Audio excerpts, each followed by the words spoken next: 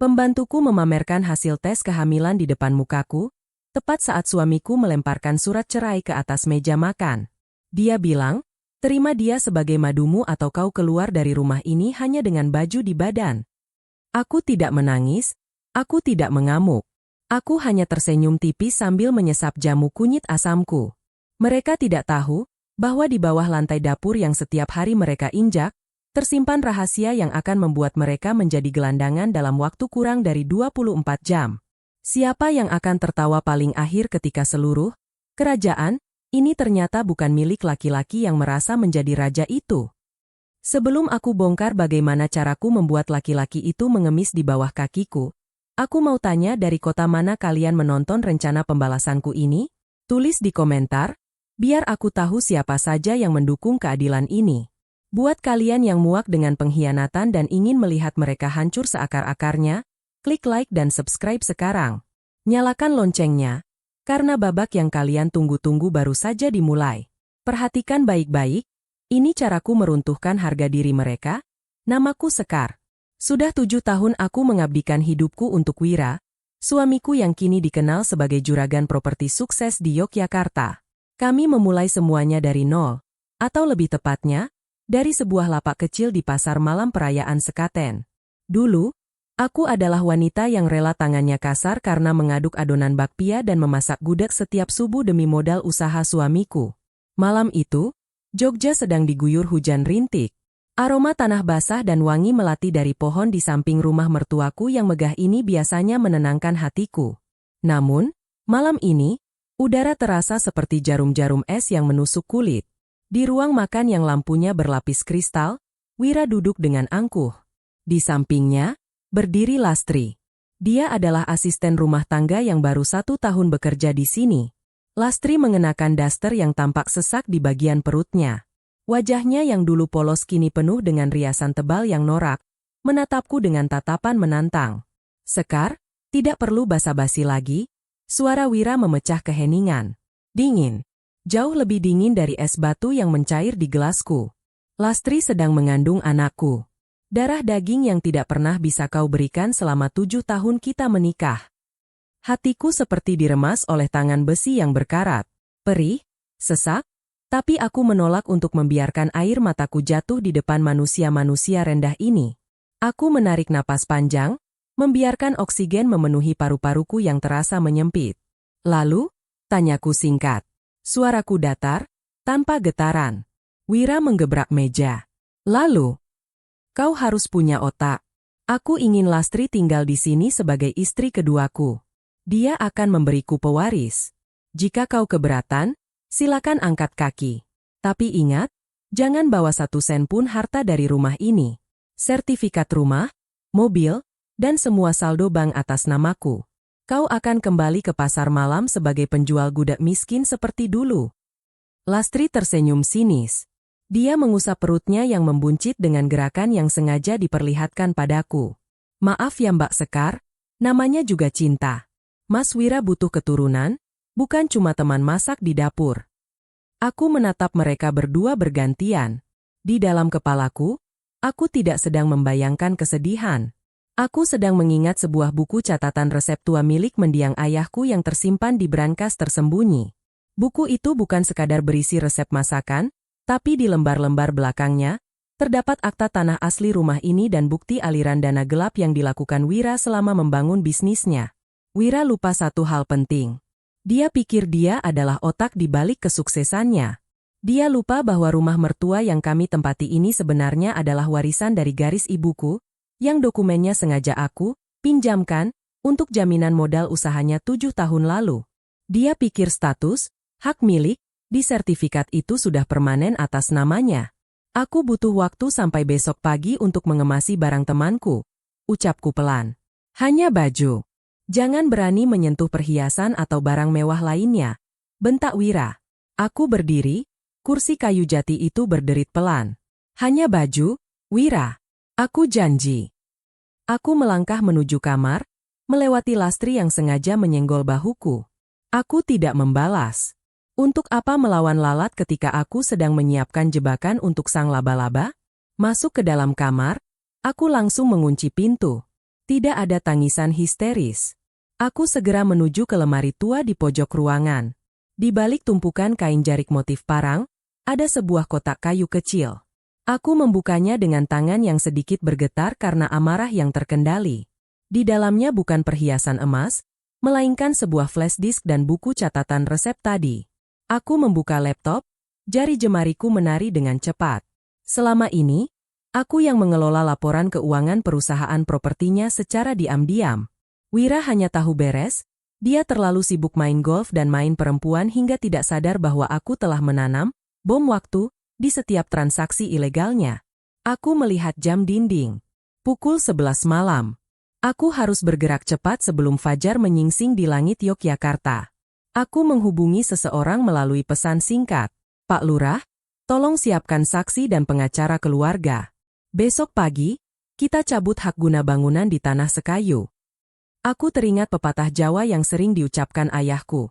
Alon-alon waton kelakon, nanging yen wis titi wancine, badai ora bakal bisa ditolak. Pelan-pelan asal terlaksana, tapi jika sudah waktunya, badai tidak akan bisa ditolak. Wira pikir aku adalah istri penurut yang lemah. Dia lupa bahwa seorang ibu yang kehilangan harapan akan keturunan adalah sosok yang paling berbahaya jika dikhianati.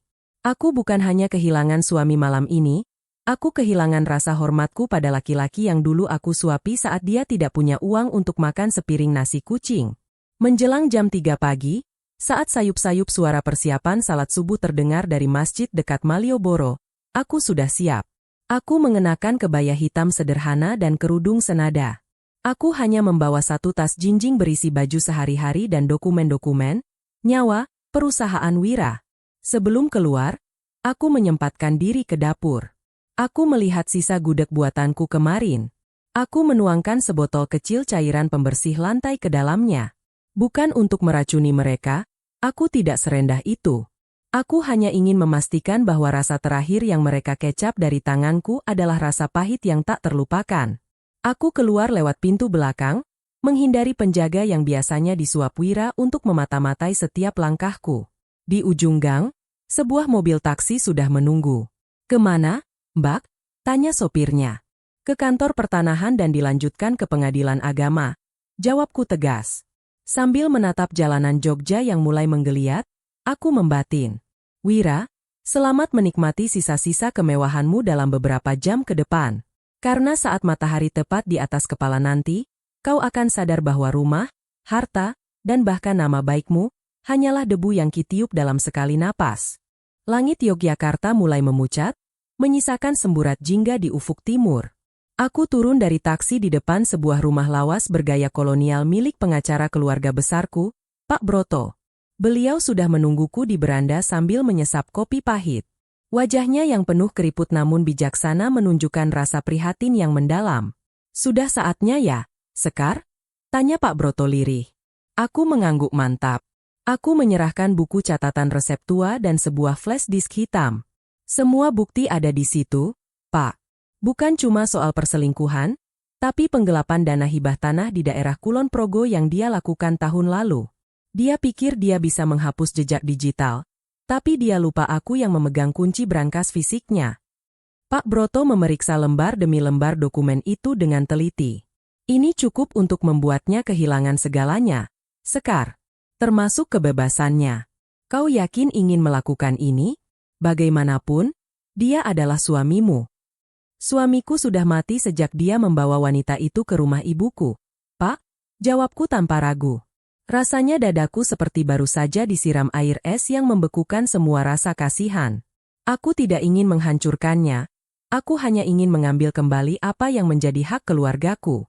Jika dia ikut hancur dalam prosesnya, itu adalah akibat dari perbuatannya sendiri.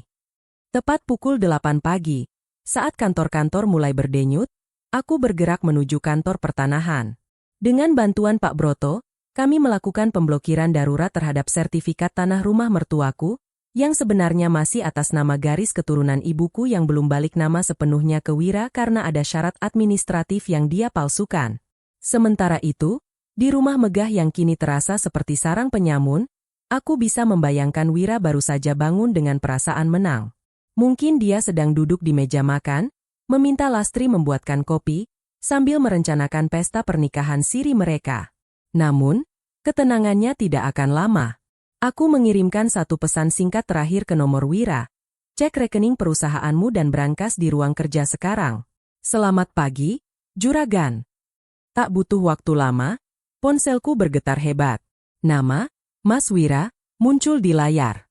Aku membiarkannya bergetar sekali, 2 kali, hingga 10 kali. Aku ingin dia merasakan kecemasan yang sama seperti saat aku menanti kabar darinya setiap kali dia pulang larut malam dengan aroma parfum wanita lain di bajunya. Pada panggilan ke-11, aku mengangkatnya. Sekar, apa yang kau lakukan? Suara Wira menggelegar, pecah oleh kepanikan. Mana semua sertifikat di brankas? Kenapa saldo rekening operasional perusahaan kosong? Kau mencuri harta itu. Hah? Aku terkekeh pelan, sebuah tawa yang terdengar asing bahkan di telingaku sendiri. Mencuri, Wira? Bagaimana mungkin seorang istri mencuri milik keluarganya sendiri? Kau lupa siapa yang menandatangani perjanjian modal 7 tahun lalu di depan Pak Lurah? Di sana tertulis jelas, jika ada pengkhianatan dalam pernikahan, seluruh aset modal kembali ke pihak istri. Kau pikir itu cuma gertakan? Kau wanita iblis. Aku akan melaporkanmu ke polisi. Silakan, Wira. Tapi sebelum kau menelepon polisi, mungkin kau harus bicara dulu dengan petugas pajak dan dinas pertanahan yang sedang menuju rumahmu sekarang. Ada laporan mengenai penyalahgunaan lahan hijau untuk proyek apartemenmu di Sleman. Kau tahu kan, siapa yang memegang bukti transfer suapnya? Suara di seberang sana mendadak hening. Aku bisa mendengar napasnya yang memburu, seperti banteng yang terluka. Di latar belakang, aku mendengar suara Lastri yang menjerit histeris karena ada orang asing yang mulai mengetuk pintu pagar rumah dengan keras. Wira, kau bilang aku harus keluar hanya dengan baju di badan. Sekarang, aku memberikan perintah yang sama untukmu. Keluar dari rumah ibuku sekarang, atau kau akan keluar dengan borgol di tangan? Ucapku dengan nada yang sangat tenang namun tajam. Aku menutup telepon. Rasanya seperti ada beban ribuan ton yang terangkat dari pundakku. Aku berjalan menuju Malioboro, membaur di antara kerumunan wisatawan. Aku singgah di sebuah warung soto pinggir jalan, memesan 1 porsi panas. Saat aku mulai menyuap nasi, aku melihat berita di media sosial lokal Yogyakarta mulai ramai. Drama di rumah mewah Juragan Properti, petugas gabungan datangi lokasi. Foto rumahku terpampang di sana. Aku melihat sosok Wira yang hanya mengenakan kaos oblong dan celana pendek, sedang berdebat di depan gerbang dengan petugas keamanan dan Pak Broto. Di sampingnya, Lastri menangis sambil memegang tas plastiknya. Mereka terlihat begitu kecil, begitu hina. Aku menyeka sudut bibirku yang basah karena kuah soto. Tidak ada rasa puas yang berlebihan, yang ada hanyalah rasa lega yang murni. Aku telah menjaga kehormatanku dengan cara yang paling elegan yang aku tahu. Dengan kecerdasan, bukan dengan caci maki. Namun, aku tahu Wira belum benar-benar selesai. Pria seperti dia tidak akan menyerah begitu saja. Dia akan mencoba mencari celah untuk menyerangku balik melalui jalur hukum atau bahkan cara yang lebih kotor. Nyonya Sekar. Seorang pria berpakaian rapi mendekatiku di warung soto itu. Dia adalah asisten pribadi Wira yang selama ini diam-diam menaruh simpati padaku karena sering melihatku diperlakukan kasar. Ada apa, Andi? Pak Wira, dia sedang menuju ke rumah orang tua Anda di desa. Dia bilang, jika dia jatuh, dia akan membawa seluruh nama baik keluarga besar Anda ikut jatuh. Dia membawa dokumen yang katanya bisa memalukan mendiang ayah Anda. Darahku mendidih. Dia boleh menyerangku, tapi jangan pernah menyentuh nama baik almarhum ayahku. Ayahku adalah pahlawan bagiku, pria bersahaja yang mengajarkanku bahwa kejujuran adalah mata uang yang paling berharga. Aku berdiri, meletakkan uang di meja. Andi, terima kasih informasinya. Tolong siapkan mobil. Kita harus sampai ke desa sebelum bajingan itu berbuat nekat. Perjalanan menuju desa di lereng Merapi itu terasa sangat lama. Pikiranku berkecamuk.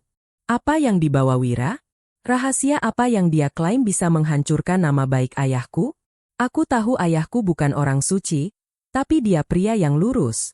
Sepanjang jalan, aku hanya bisa berdoa. Aku sudah siap kehilangan harta, Tapi aku tidak siap jika kenangan tentang ayahku dinodai oleh tangan kotor Wira. Saat mobil memasuki gapura desa, aku melihat mobil Jeep Wira sudah terparkir di depan rumah joglo milik keluarga besarku. Kerumunan warga mulai berkumpul. Suara Wira terdengar lantang dari dalam rumah, berteriak-teriak memanggil namaku. Sekar, keluar kau. Jangan jadi pengeciut. Aku turun dari mobil dengan langkah yang bergetar namun tetap tegak. Aku tidak akan membiarkan drama ini berakhir tanpa penyelesaian yang tuntas. Di depan rumah joglo yang sakral itu, babak penentuan akan segera dimulai. Udara di lereng Merapi yang biasanya sejuk, siang itu terasa menyengat bagai bara. Aku melangkah melewati gerbang kayu rumah joglo milik keluarga besarku. Di sana, di tengah pendopo yang sakral, Wira berdiri dengan napas tersengal. Wajahnya merah padam, rambutnya acak-acakan, sangat jauh dari citra juragan properti yang biasanya parlente. Di tangannya, dia menggenggam sebuah map kuning yang sudah kusam. Warga desa dan beberapa kerabat jauh mulai berbisik-bisik di kejauhan. Wira tertawa jahat saat melihatku datang. Akhirnya kau datang, Sekar. Istri durhaka yang tega menghancurkan suaminya sendiri. Teriaknya sambil mengacungkan map itu ke udara. Kau pikir kau sudah menang dengan mengambil semua hartaku?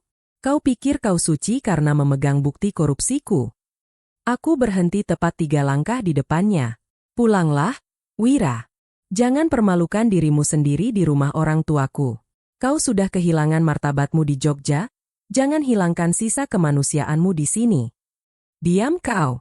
Warga semua, dengarkan. Wira berbalik menghadap kerumunan. Kalian selalu memuja almarhum Pak Surya, ayah Sekar, sebagai orang paling jujur di desa ini, kan? Lihat ini.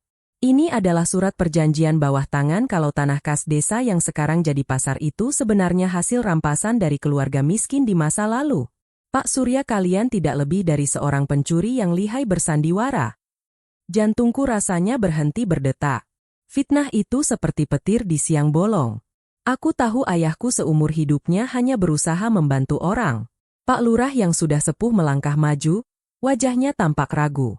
Aku menatap mata Wira. Di sana, aku tidak lagi melihat pria yang aku cintai 7 tahun lalu. Aku hanya melihat monster yang sedang sekarat. Perih di dadaku tiba-tiba menghilang, digantikan oleh ketenangan yang sangat dingin. Ketenangan sebelum badai menghancurkan segalanya. Kau mau main ancaman, Wira? Tanyaku pelan, hampir berupa bisikan. Kau pikir aku tidak tahu dari mana kau mendapatkan map itu? Itu map yang kau curi dari laci rahasia ayahku saat dia sedang sekarat di rumah sakit 2 tahun lalu, kan? Wira tertegun sejenak, namun dia mencoba tetap angkuh. Tidak masalah dari mana asalnya, yang penting isinya nyata. Aku menarik napas panjang, menatap warga desa satu persatu. Bapak, Ibu, Pak Lurah, mohon maaf jika keributan ini mengganggu ketenangan desa. Tapi hari ini, kebenaran harus bicara. Aku merogoh tas jinjingku. Aku mengeluarkan sebuah amplop putih kecil yang tersegel. Ayahku tahu kau akan melakukan ini, Wira. Dia tahu kau laki-laki berhati busuk sejak kau mencoba menggadaikan sertifikat tanah makam keluarga tanpa seizinku. Aku menyerahkan amplop itu kepada Pak Lurah. Pak Lurah, tolong baca surat di dalamnya. Itu adalah klarifikasi asli dan sertifikat hibah yang sudah disahkan notaris sebelum ayah meninggal. Tanah yang dimaksud Wira bukan dirampas, tapi dibeli ayah dengan seluruh uang pensiunnya hanya untuk dihibahkan kembali menjadi pasar desa agar warga punya tempat mencari nafkah.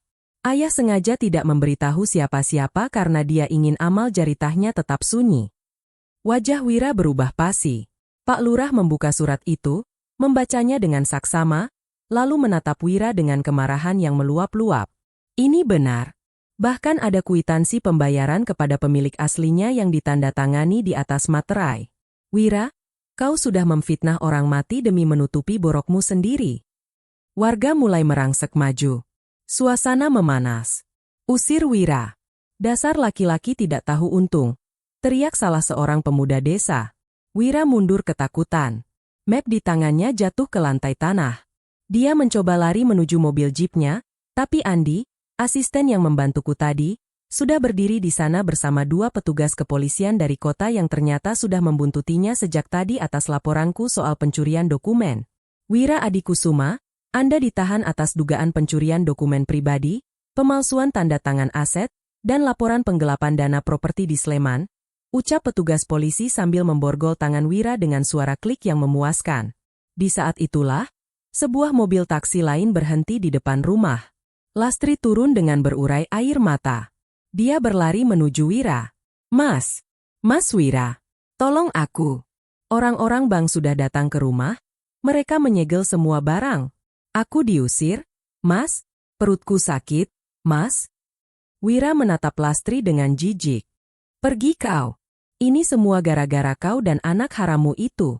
Kalau bukan karena kau menggodaku, aku masih jadi juragan kaya sekarang. Lastri terperangah. Dia jatuh terduduk di aspal, menangisi nasibnya yang ternyata hanya menjadi alat pelampiasan ego seorang laki-laki yang kini menjadi sampah. Aku mendekati mereka berdua untuk terakhir kalinya. Aku tidak merasakan dendam lagi. Hanya ada rasa mual melihat betapa rendahnya cinta yang mereka agung-agungkan kemarin malam. Wira, panggilku. Dia menoleh dengan mata merah penuh benci. Kau bilang aku akan keluar hanya dengan baju di badan. Kenyataannya, kau bahkan tidak punya baju lagi untuk membungkus rasa malumu.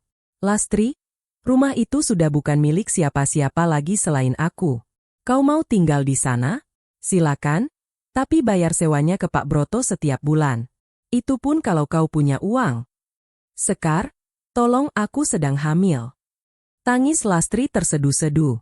Aku menatap perutnya. Aku akan membiayai persalinanmu nanti, hanya demi bayi itu. Bukan karena kau. Karena bayi itu tidak bersalah memiliki orang tua seperti kalian. Setelah itu, pergilah. Jangan pernah injakan kaki di tanah Jogja lagi. Polisi menggiring Wira masuk ke mobil patroli. Lastri hanya bisa meratapi nasibnya di pinggir jalan.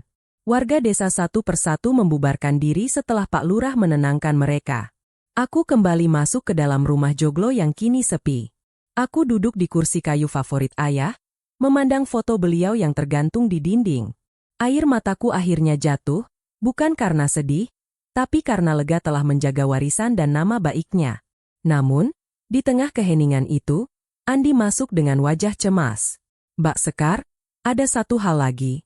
Saat kami menggeledah mobil Pak Wira, kami menemukan sebuah koper kecil yang terkunci rapat. Sepertinya ini bukan dokumen perusahaan, Mbak, tapi sesuatu yang jauh lebih pribadi milik keluarga Anda. Aku mengerutkan kening. Apa lagi yang disembunyikan Wira? Dengan tangan gemetar, aku membuka koper kecil itu. Isinya bukan uang atau emas. Di dalamnya ada tumpukan surat lama berwarna kekuningan dan sebuah foto bayi yang belum pernah aku lihat sebelumnya. Di balik foto itu tertulis sebuah nama. Sekar Ayuning Tias, 1996. Tapi yang membuat jantungku nyaris copot adalah sebuah surat keterangan dari sebuah panti asuhan di Jawa Timur. Andi, ini. Suaraku tercekat. Ini bukan aku. Aku lahir di Jogja tahun 1994. Sebuah rahasia besar baru saja terbuka. Ternyata, pengkhianatan Wira hanyalah pintu masuk menuju misteri identitasku yang sebenarnya. Tanganku gemetar hebat saat memegang foto bayi itu. Di belakangnya, tertulis tanggal dan nama yang sangat kukenal. Namun tahunnya meleset 2 tahun dari data kelahiranku di ijazah. Surat dari panti asuhan itu menyatakan bahwa aku adalah anak yang dititipkan oleh seorang wanita yang identitasnya disamarkan. Wira, dalam kepicikannya, ternyata menyimpan rahasia ini sebagai kartu as terakhir untuk menghancurkan mentalku jika semua rencananya gagal. Dia ingin aku merasa bukan siapa-siapa, seorang anak tanpa akar yang tak punya hak atas tanah ini. Mbak Sekar, Anda baik-baik saja? Andi bertanya dengan nada khawatir. Aku tidak menjawab. Aku segera menemui Pak Lurah yang masih berada di pendopo. Dengan suara lirih, aku menanyakan perihal surat-surat ini. Pak Lurah menghela napas panjang, wajahnya yang sepuh tampak diliputi beban masa lalu yang berat. Sekar, nak, ayahmu, Pak Surya, pernah berpesan. Rahasia ini hanya boleh dibuka jika keadaan sudah benar-benar terjepit. Ujar Pak Lurah sambil memegang bahuku. Memang benar, kau tidak lahir dari rahim ibu yang kau kenal. Kau adalah putri dari adik kandung Pak Surya yang meninggal saat melahirkanmu di pengungsian saat terjadi konflik di Jawa Timur. Ayahmu membawamu pulang ke Jogja, Mengganti data kelahiranmu agar kau tidak pernah merasa sebagai anak yatim piatu. Kau adalah darah daging keluarga ini, Sekar. Seutuhnya. Air mataku tumpah. Kali ini bukan karena amarah, melainkan karena rasa syukur yang tak terhingga. Wira pikir informasi ini akan menghancurkanku, membuatku merasa terasing. Tapi dia salah besar. Informasi ini justru membuatku semakin mencintai almarhum ayah. Beliau melindungiku melampaui batas darah, menjadikanku ratu di rumah ini meskipun aku bukan putri kandungnya. 1 minggu kemudian, suasana di Yogyakarta kembali tenang. Wira resmi mendekam di balik jeruji besi menunggu persidangan atas kasus penipuan dan penggelapan dana. Karirnya hancur, namanya menjadi noda di dunia properti. Lastri? Dia kembali ke desanya dengan rasa malu yang harus ditanggung seumur hidup, meskipun aku tetap mengirimkan biaya lewat Pak Broto untuk pemeriksaan kandungannya hingga lahir nanti. Bukan karena aku baik, tapi karena aku ingin memutus rantai kebencian. Aku berdiri di teras rumah mertuaku, yang kini sah kembali menjadi milikku. Aku tidak lagi melihat rumah ini sebagai penjara emas. Aku melihatnya sebagai tempat memulai hidup baru. Aku mengeluarkan ponselku, membuka sebuah aplikasi catatan. Aku mengetikkan sesuatu, sebuah janji untuk diriku sendiri dan semua wanita yang pernah berada di posisiku. Jangan pernah takut kehilangan dunia ketika kau sedang mempertahankan harga dirimu. Karena saat satu pintu khianat tertutup, Tuhan akan membuka pintu-pintu rahasia yang jauh lebih indah. Aku menarik napas dalam, aroma melati kini terasa benar-benar manis. Badai telah berlalu, dan aku masih berdiri tegak. Bukan sebagai istri yang dikhianati, tapi sebagai wanita berdaulat yang memegang kendali atas hidupnya sendiri.